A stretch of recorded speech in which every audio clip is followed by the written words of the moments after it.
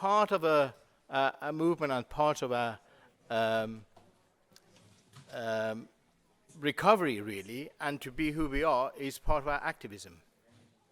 And I think that's important. Activism is important, and one of those, and we have a lot of brave people in a movement for free thinking and secularism, and atheism and agnosticism, you name it, to be different. And one of those people in Saudi Arabia has been Raif Badawi, that all of us, I think, most of us, we have campaigned for his release.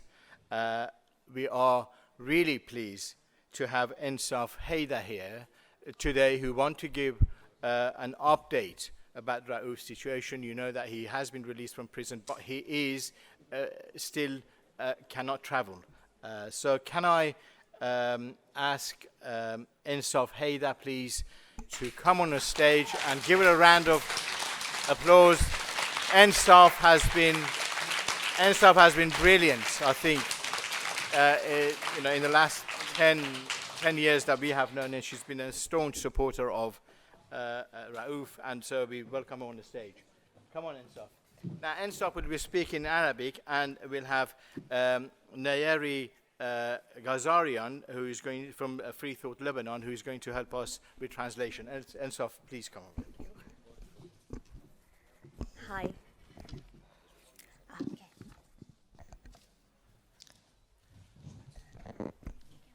Good morning. Marhaba. Bonjour.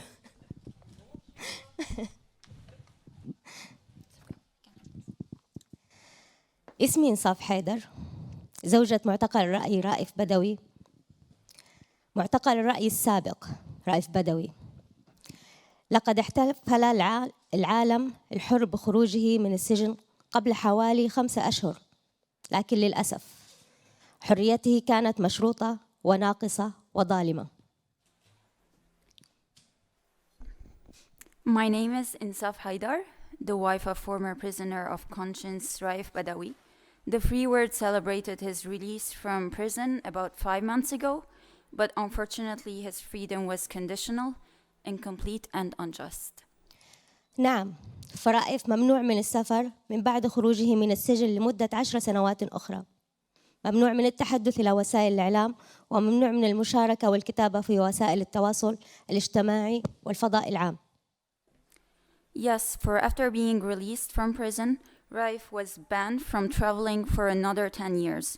He is forbidden from speaking to the media, and he is forbidden from participating and writing on social media and the public place.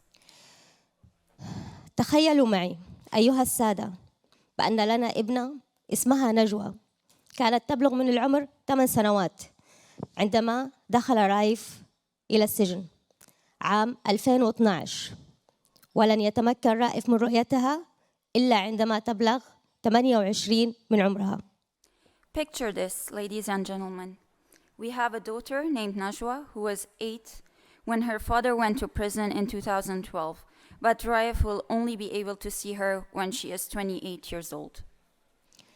سيداتي سادتي، على حسب لائحة الاتهام التي وجهت له، كان زوجي مذنباً بإهانة الإسلام، لكن جريمته في الحقيقة لم تتجاوز إيمانه بحقه في حرية التعبير عن رأيه.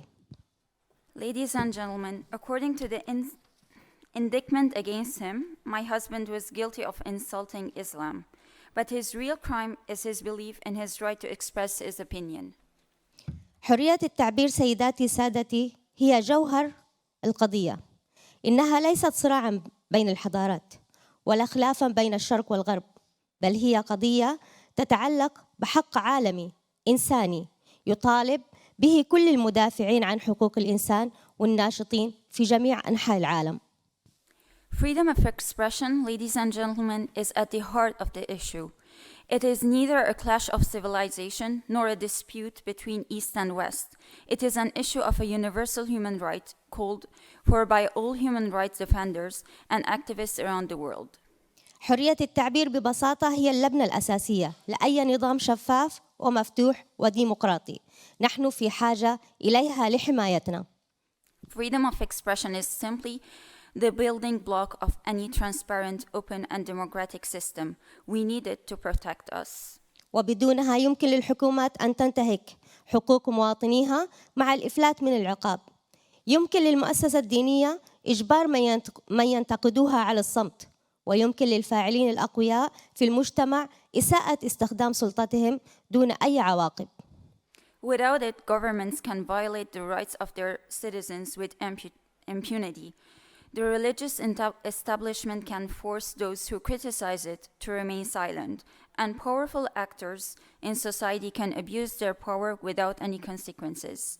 حرية الرأي هي ضمير أي مجتمع حي. بعض البلدان تدعي أنه ينبغي تقليص حرية التعبير باسم الثقافة والتقاليد أو الدين، وفي الواقع فإنهم يستخدمون الدين لإخفاء افتقارهم إلى الشرعية وأسلوب حكمهم السلطوي.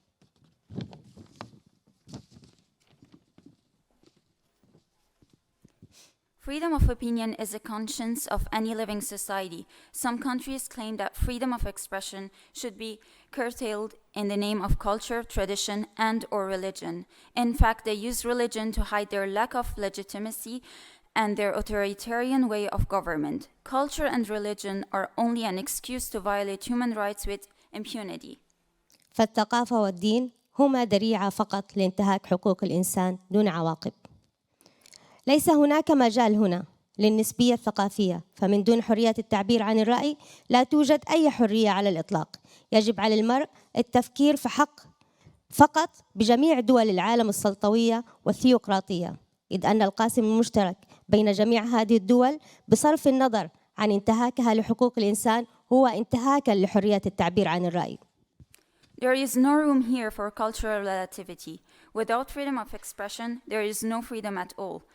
One must think only of all the authoritarian and theocratic states of the world. The common denominator of all these states, apart from their human rights violations, is their violation of freedom of expression. إذن مرة أخرى أقف أمامكم اليوم ممتنة للمشاركة في هذا الملتقى الهام، وأذكركم أن قضية رائف بدوي مثلها في ذلك مثل قضية صحفي تشارلي إبدو هي قضية حرية التعبير.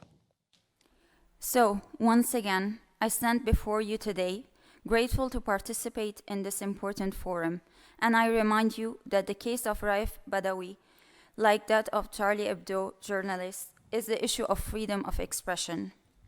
كلاهما مارس حقاً عالمياً في حقوق الإنسان في حرية الصحافة وحرية الرأي، وكلاهما دفع ثمناً باهظاً من أجل ذلك.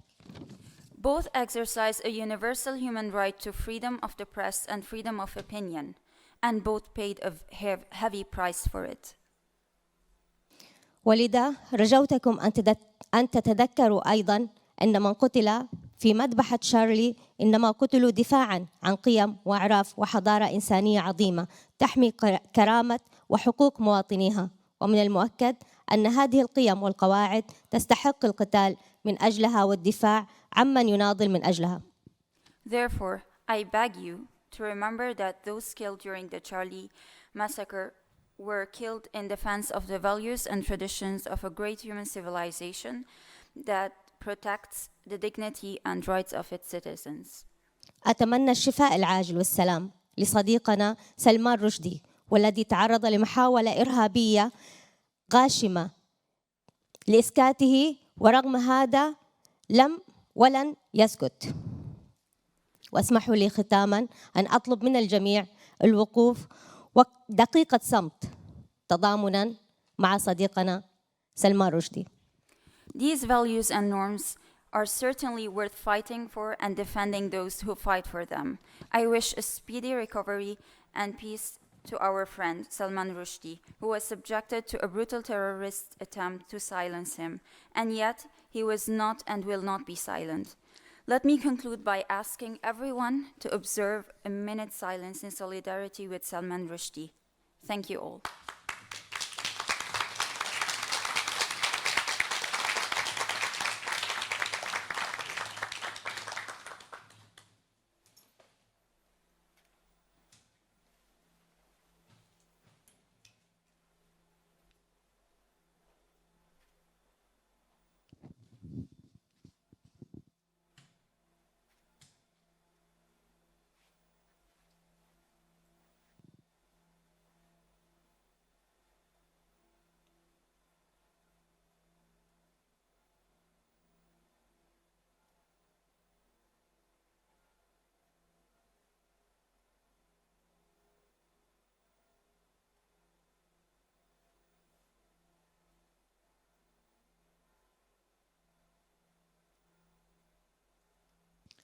Great, thank you very much. Brilliant. Thank you. Marvelous.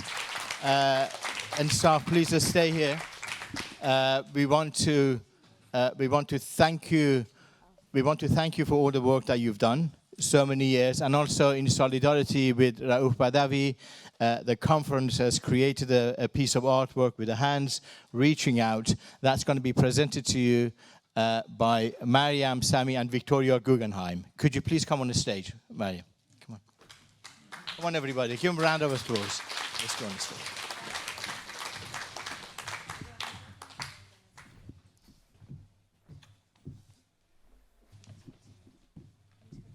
Just pull it further.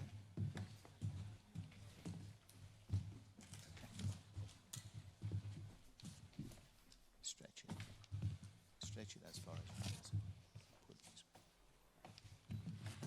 way. And this is to Raif Badawi. Sorry. There is still time today if you want to add your palm print in solidarity and write a message of support, and it would be fantastic if you could do so. Thank you so much. Thank you, Ensaf. We will continue to fight for Raif Badawi until he is completely free from restrictions and oppression of the Saudi Arabian government. Thank you, Raif. Thank you. Well done.